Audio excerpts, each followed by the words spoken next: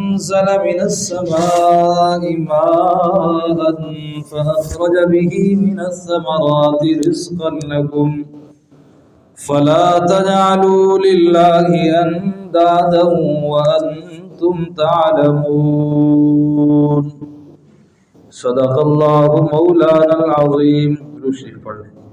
اللهم صل على محمد وعلى آل محمد كما صليت على إبراهيم وعلى آل إبراهيم إنك حميد مجيد. اللهم بارك على محمد وعلى آل محمد كما باركت على إبراهيم وعلى آل إبراهيم إنك حميد مجيد. سورہ بقرہ کی 20 آیات کا ترجمہ اور ان کی تفسیر، کچھ تھوڑی سی وضاحت آپ حضرات کے سامنے رکھی تھی. اب آیت نمبر 21 اور 22 کی تلاوت کی گئی ہے. میں نے سورہ بقرہ کے آغاز میں آپ سے عرض کیا تھا کہ اس صورت میں اللہ تبارک و تعالی 4 مضامین کو بیان فرمائیں گے. کتنے مضمون بھی؟ 4 مضمون اللہ تبارک و تعالی اس صورت میں بیان فرمائیں گے. ان میں سے پہلا عنوان، پہلا مضمون اثبات التوحید، اور دوسرا عنوان اثبات رسالت، تیسرا عنوان جہاد فی سبیل اللہ، اور چوتھا عنوان انفاق فی سبیل اللہ. چند بندوں کے علاوہ کوئی نہیں بول رہا، مطلب یہ ہے کہ باقیوں نے یاد نہیں کیے تو یاد کر لیں.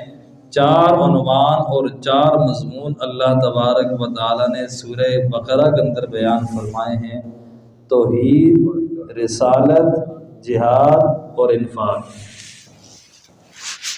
اور اسی طرح یہ سورت 4 حصوں پر مشتمل ہے. پہلا حصہ آیت نمبر 1 سے لے کے آیت نمبر 96 تک. اور اس پہلے حصے کے میں نے آپ کو بتایا تھا کہ 3 باب ہیں. یہ پہلا حصہ 3 بابوں پر تقسیم ہے. پہلا باب آیت نمبر 1 سے لے کے آیت نمبر 20 تک، اور دوسرا باب آیت نمبر 21 سے لے کر آیت نمبر 39 تک، اور تیسرا باب آیت نمبر 40 سے لے کے آیت نمبر 96 تک. تو پہلا باب مکمل ہو چکا ہے.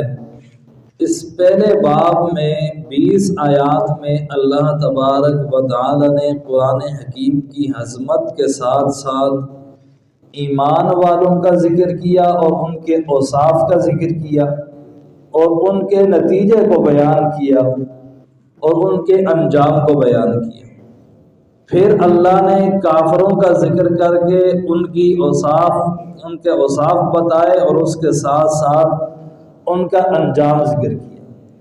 پھر اللہ نے منافقین کا ذکر فرمایا، اور پھر ان کا انجام ذکر کیا. اب ان 3 گروہوں اور گروپوں کا ذکر کرنے کے بعد اللہ تبارک و تعالی تمام دنیا کے انسانوں سے مخاطب. پہلے تو خاص تھے نا بھائی، صرف ایمان والے، پھر صرف کافر، پھر منافق. اب تمام گروہوں کا ذکر کیا، اور یہاں سے پہلے حصے کا دوسرا باب شروع ہوا جو 19 آیت پر مشتمل ہے. اس میں اللہ تبارک و تعالی سورت کا دعویٰ ذکر فرمائے. ایک دعویٰ ہوتا ہے، پھر اس پر دلائل کا ذکر کیا جاتا ہے. تو اس میں اللہ تبارک و تعالی اس سورت کا دعویٰ ذکر فرمائے. اور وہ دعویٰ کیا ہے؟ اعبدوا ربکم. وہ دعویٰ کیا ہے؟ اعبدوا ربکم. اور اس دعوے پر 5 قسم کے دلائل اللہ تبارک و تعالی بیان فرمائے کہ اپنے رب کی عبادت کرو. اس وجہ سے الذی خلقکم ایک دلیل، والذین من قبلکم دوسری دلیل، الذی جعل لکم الارض فراشا تیسری دلیل، والسماء بناء چوتھی دلیل، وَأَنزَلَ مِنَ السَّمَاءِ مَاءً فَأَخْرَجَ بِهِ مِنَ الثَّمَرَاتِ رِزْقًا لَكُمْ. یہ 5 دلیلیں اللہ تبارک و تعالی اس دعوے پر بیان فرمائیں. اور اسی کے ضمن میں رسول اللہ صلی اللہ علیہ وسلم کی رسالت پر منافقین اور کافروں کی طرف سے ایک شبہ ہے، اس شبہ کا جواب بھی اللہ تبارک و تعالی اس باب کے اندر بیان فرمائیں گے. تقریباً 2 رکوع بنتے ہیں، یا بنی اسرائیل تک آیت نمبر 39 پوری ہو جاتی ہے یہاں تک.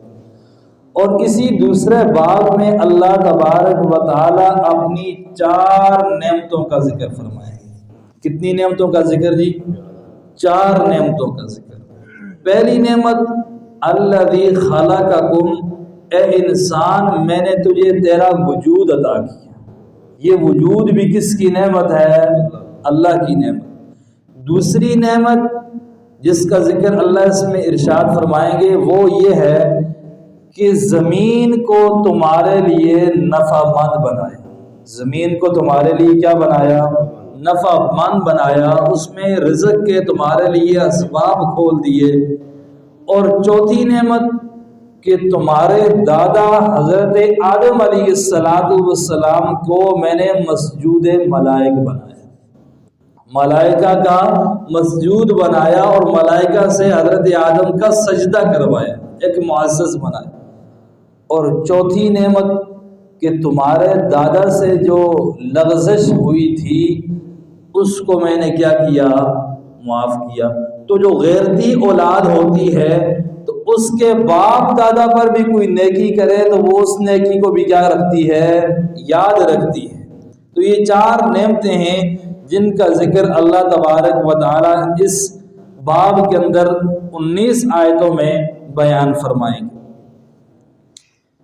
یا ایھا الناس، اب اللہ تبارک و تعالی خطاب کر رہے ہیں تمام دنیا کے انسانوں سے، صرف منافقین سے نہیں، صرف کافروں سے نہیں، صرف جو ہے مسلمانوں سے نہیں، بلکہ تمام دنیا کے انسانوں سے اللہ مخاطب ہوئے اور کہا یا ایھا الناس، اے کائنات کے انسانوں، اعبدوا ربکم، آپ نے رب کی عبادت کرو. آپ نے رب کی عبادت کرو.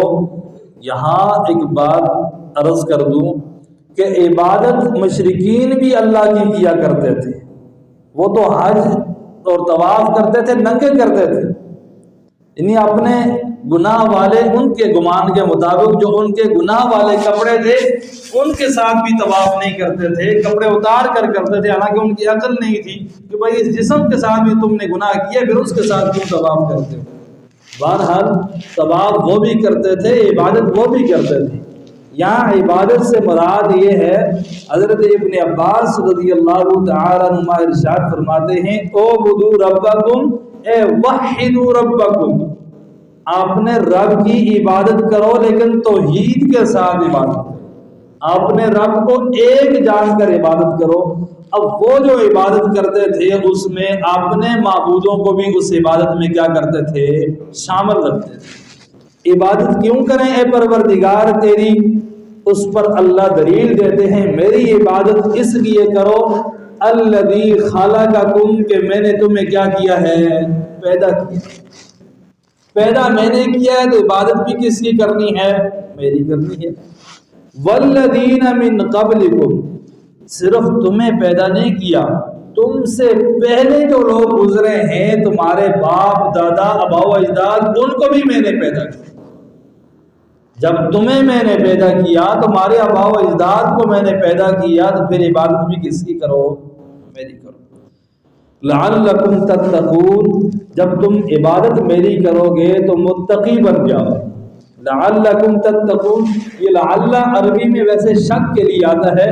امام سیبوی علیہ الرحمہ نحو کے امام تھے، وہ کہتے ہیں لعل یہ ہے شک کے لیے ہے، لیکن جب یہ اللہ تبارک و تعالیٰ کی جانب اس کی نسبت ہو تو اس وقت یہ یقین کے لیے آتا ہے.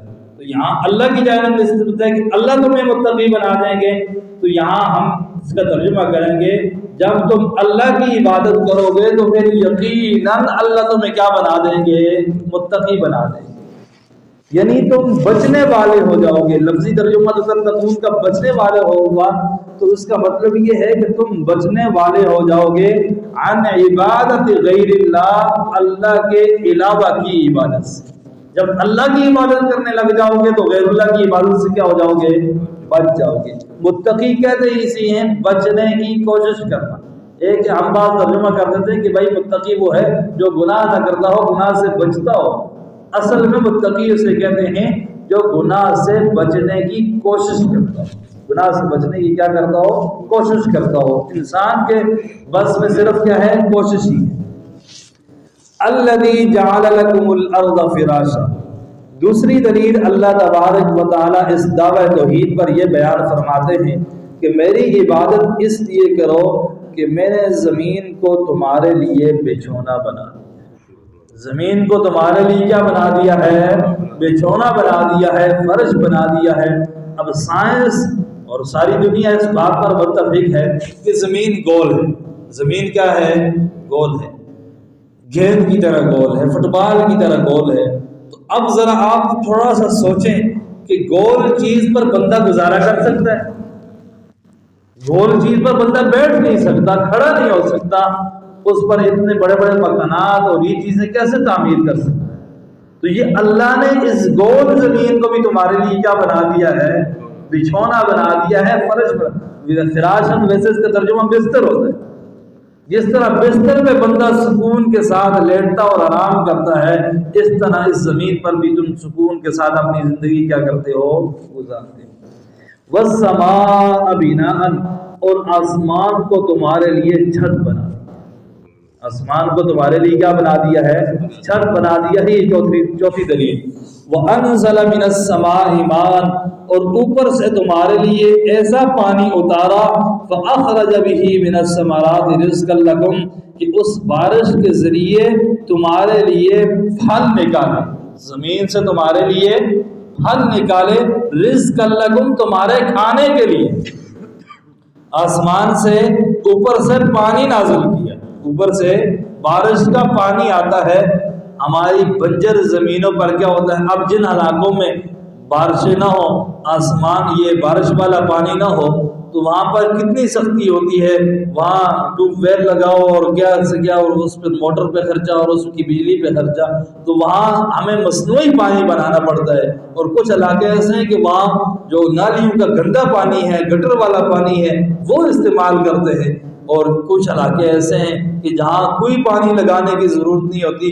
اللہ تبارک و تعالی آسمان سے پانی نازل فرماتے ہیں، اور اس کے ذریعے سبزیاں بھی اگ رہی ہیں، گندم بھی اگ رہی ہے، مکئی بھی اگ رہی ہے. ہمارے لیے مٹر بھی تیار ہو رہے ہیں، ٹماٹر بھی تیار ہو رہے ہیں، آلو بھی تیار ہو رہے ہیں. ہر طرح کا پھل ہمارے لیے اللہ کیا کر رہے ہیں؟ زمین سے نکال رہے ہیں. فلا تجعلوا للہ اندادا. یہ دلائل ذکر کر کے اللہ تبارک و تعالی ثمرہ دلائل کو بیان فرماتے ہیں، دلائل کا نتیجہ بیان فرماتے ہیں کہ میری عبادت کرو ان دلائل کی وجہ سے. اس کا نتیجہ، اس کا ثمرہ کیا ہے؟ فلا تجعلوا للہ اندادا، اللہ کے لیے کسی کو شریک نہ بناؤ. اللہ کے لیے کسی کو شریک، اللہ کا کوئی مثل نہیں ہے. اندادن کا ایک ترجمہ مثل ہے، ند سے ہے. اس کا معنی اللہ کے لیے کوئی مثال نہیں ہے، اللہ کا کوئی مثل نہیں ہے. کسی ایک صفت میں بھی اللہ کا کوئی مثل نہیں ہے. وَأَنْتُمْ تَعْلَمُونَ، اور اس بات کو تم بھی اچھی طرح جان گے. اب یہ جو اوپر دلائل ذکر کیے ہیں، ان دلائل کے بعد تم بھی ان باتوں کو کیا کر گئے ہو؟ جان گئے ہو کہ اللہ کے علاوہ کوئی معبود نہیں ہے. وَإِن كُنتُمْ فِي رَيْبٍ مِّمَّا نَزَّلْنَا عَلَىٰ عَبْدِنَا. مشرکین کا یہ شبہ تھا، وہ آپ صلی اللہ علیہ وسلم سے کہا کرتے تھے ام یقولون افترا، یہ جو قرآن حکیم ہے یہ اس پیغمبر نے خود اپنی جانب سے گڑھ لیا ہے. یہ قرآن کیا کر لیا ہے؟ اپنی طرف سے گھڑ لیا ہے، یہ اللہ کی جانب سے کلام نہیں ہے. اور دوسرا ان کا شبہ یہ تھا کہ بھائی یہ اللہ کا کلام اس لیے بھی نہیں ہو سکتا کہ یہاں پر ایک مچھر کی مثال بیان کی گئی ہے، مکھی کی مثال بیان کی گئی ہے، تو اولیاء اللہ اور ہمارے معبودوں کے حوالے سے اس طرح کی نیچے قسم کی مثال اور ہیچ قسم کی مثال یہ اللہ تو نہیں بیان کر سکتا۔ تو اللہ ان دونوں شعبوں کا جواب دیں گے، ایک دوسری آیت میں اللہ لا یستحیی میں دوسرے شعبے کا جواب، اور اس آیت میں پہلے شعبے کا جواب کہ یہ تم جو کہتے ہو کہ یہ قرآن اللہ کی جانب سے نہیں ہے، اس پیغمبر علیہ السلام نے خود گڑھ لیا ہے، تو اللہ پھر اس پر ایک چیلنج فرماتے ہیں۔ کیا کرتے ہیں؟ چیلنج فرماتے ہیں۔ وَإِن كُنتُمْ فِي رَيْبٍ، اس میں صداقت قرآن بھی ہے اور رسول اللہ صلی اللہ علیہ وسلم کی رسالت کا اس بات بھی ہے، اگر تم شک میں ہو مما اس چیز میں نزلنا علی عبدنا جو ہم نے نازل کی اپنے بندے پر، علی عبدنا علی نورنا نہیں کہا، علی عبدنا اپنے بندے پر جو نازل کی، فَأْتُوا بِسُورَةٍ مِّن مِّثْلِهِ تو لے آؤ اس جیسی صورت۔ اب اس آیت کو ہم پہلی آیت کے ساتھ ملاتے ہیں، سورہ بقرہ کی الف لام میم کے بعد جو پہلی آیت تھی، ذَلِكَ الْكِتَابُ لَا رَيْبَ، یہ کتاب اس میں کوئی شک نہیں ہے، اور اگر تم اس میں شک کرتے ہو فَأْتُوا بِسُورَةٍ مِّن مِّثْلِهِ تو اس جیسی ایک صورت لے آؤ۔ اگر اس میں کیا کرتے ہو؟ شک کرتے ہو تو پھر ایک صورت لے آؤ، یا اس آیت کو ہم ملائیں گے یا ایھا الناس اعبدوا ربکم الذی خلقکم کے ساتھ، کہ اللہ تبارک و تعالی یہ کہتے ہیں کہ پیغمبر علیہ السلام کا یہ دعویٰ ہے کہ عبادت کس کی کرو؟ اللہ کی کرو۔ اب انہوں نے ایک دعویٰ بیان کیا اور اس اپنے دعوی توحید پر چند دلائل بیان کیے۔ اگر تمہیں اس دعویٰ میں شک ہے اور اپنے دعویٰ شرک والے اس میں یقین ہے تو پھر اس شرک کا دعویٰ کرو، اور جس طرح یہاں قرآن نے دلائل بیان کیے ہیں تم بھی اس طرح دلائل بیان کرو اپنے شرک پر۔ فَأْتُوا بِسُورَةٍ مِّن مِّثْلِهِ، اس طرح کے کیا کرو؟ دلائل لے آؤ۔ بِسُورَةٍ مِّن مِّثْلِهِ، اب اس سے مراد کیا ہے؟ قرآن ہے یا کوئی اور؟ تو بعض مفسرین نے من مثلہ میں ہی ضمیر کا مرجع اور راجع جناب سیدنا محمد الرسول اللہ صلی اللہ علیہ وسلم کو قرار دیا کہ تم اس قرآن میں شک کرتے ہو تو پھر اس قرآن جیسی کوئی صورت لے آؤ، لیکن لانے والا بندہ کیسا ہونا چاہیے؟ اس محمد صلی اللہ علیہ وسلم جیسا ہونا چاہیے، جس نے 40 سال تک کوئی شعر نہیں کہا، اتنا فصیح اور بلیغ قرآن اس کی زبان سے نکلا ہے، جس نے 40 سال تک کوئی قصیدہ نہیں کہا، اس جیسے کی طرح کوئی تم ایسا بندہ لے آؤ جس نے 40 سال تک کوئی قصیدہ نہ کہا ہو۔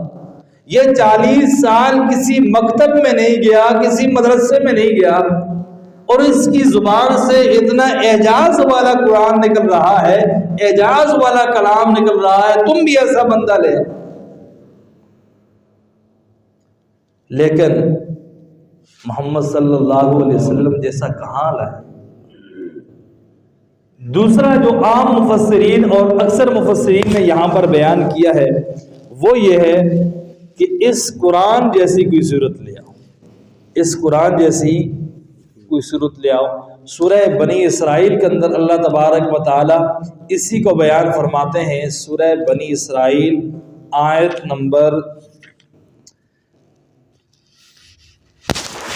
آیت نمبر 88، قُلْ إِنِ اجْتَمَعَتِ الْإِنسُ وَالْجِنُّ، اے میرے پیغمبر آپ کہہ دیجئے اگر جمع ہو جائیں سارے کے سارے انسان اور سارے کے سارے جن، کس بات پر؟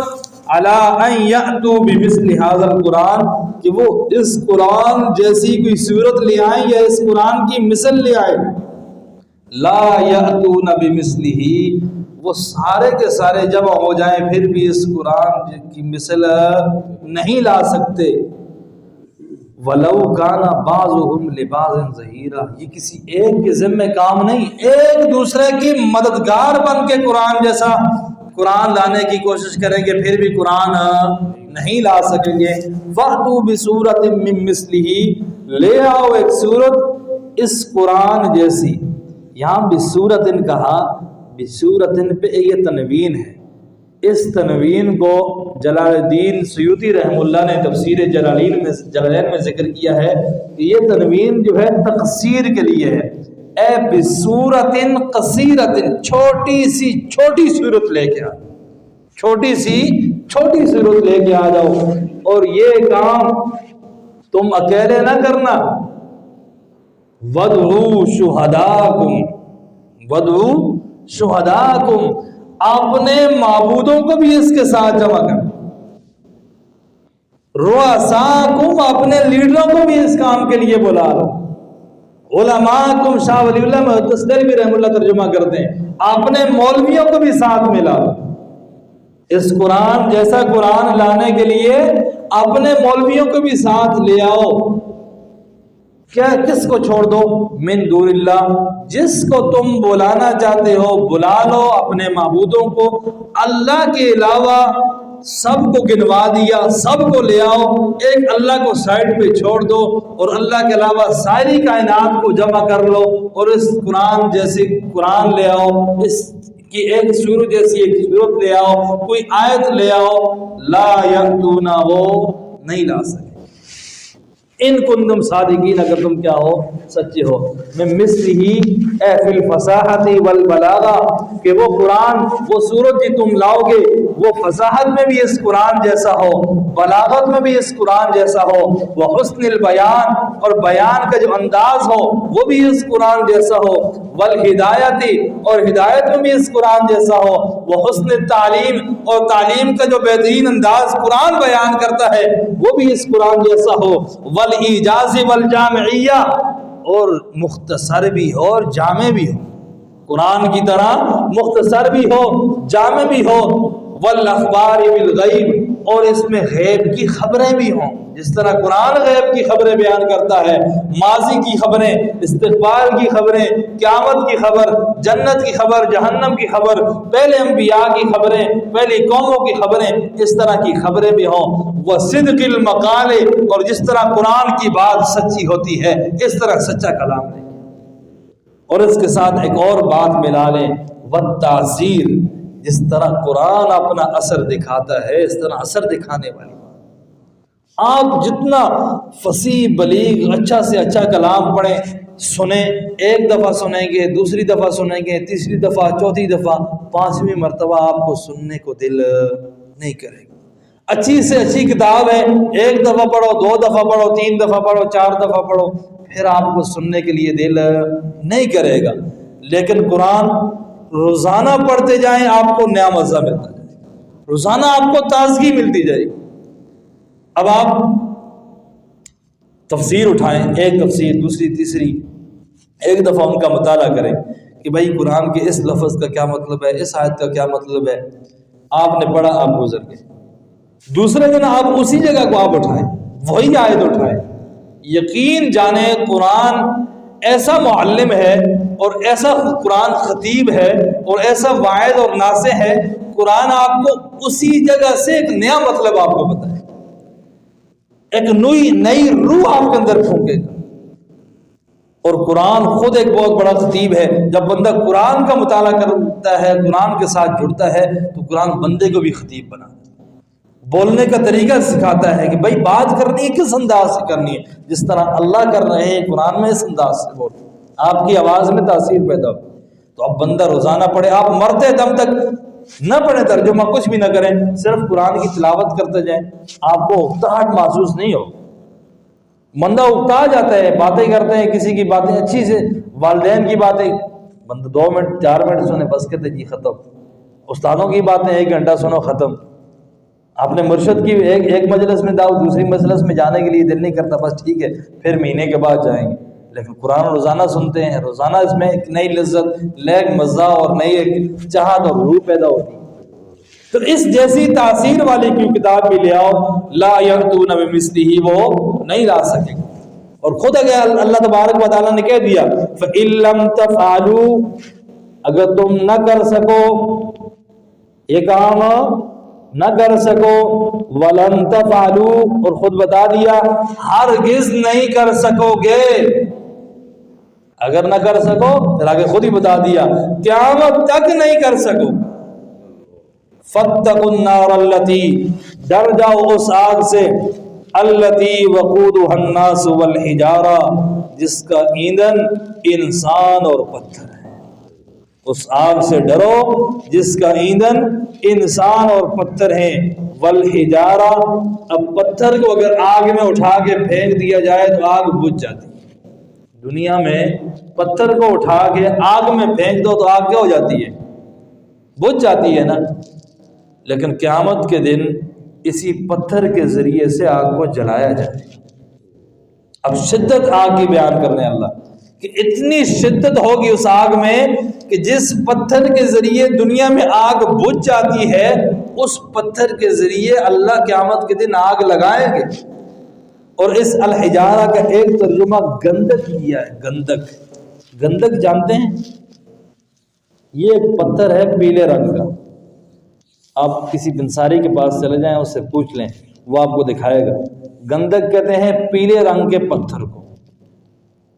اور اس پتھر کو اگر آپ آگ جل رہی ہو، آگ کو بجھانا ہو، تھوڑا سا اس طرح آگ پر اس کو یعنی پھینک دیں، جس طرح اس کا وہ کیا کرتے ہیں یعنی توڑ پھوڑ کے اس کو چورا بنا کے وہ پھینک دیں تھوڑا سا، وہ آگ بجھ جائے گی۔ گندک پتھر کی یہ صفت ہے کہ تھوڑا سا آپ اسے آگ پر ڈالیں گے تو اس سے آگ کیا ہو جاتی ہے؟ بجھ جاتی ہے۔ اب یہ پتھر جو دنیا میں استعمال ہوا کس کام کے لیے؟ آگ بجھانے کے لیے۔ اللہ کہتے ہیں قیامت کے دن اس پتھر کے ذریعے میں اس جہنم کی آگ کو کیا کروں گا؟ بھڑکاؤں گا۔ اعدت للکافرین، یہ تیار کی گئی ہے کئی برسوں سے کافروں کے لیے۔ تو جو اللہ کی بات کو نہیں مانتا، رسول اللہ صلی اللہ علیہ وسلم کی بات کو نہیں مانتا، تو اللہ تبارک و تعالیٰ نے ان کے لیے کیا تیار کی ہے؟